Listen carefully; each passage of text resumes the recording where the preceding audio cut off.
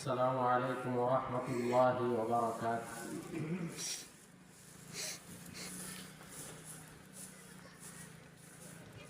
الحمد لله الذي جعل الشمس والقمر بحسبان والنجم والشجر يسجدان وفضل زمانا على زمان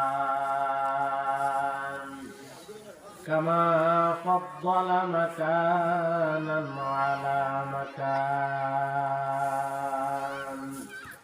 وإنسانا على إنسان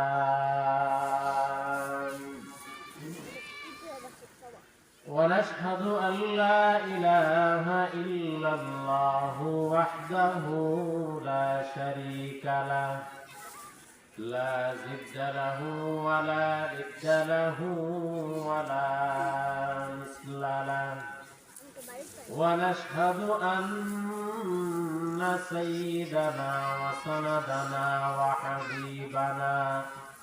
وحبيب ربنا وطبيبنا وطبيب قلوبنا ومولانا محمدا عبده ورسوله الذي أرسله الله تعالى بالحق بشيرا ونذيرا وداعيا إلى الله بإذنه وسراجا منيرا. أما بعد فأعوذ بالله من الشيطان الرجيم.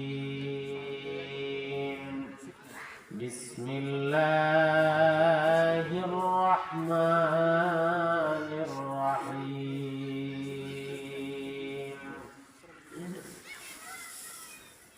اتل ما أوحي إليك من الكتاب وأقم الصلاة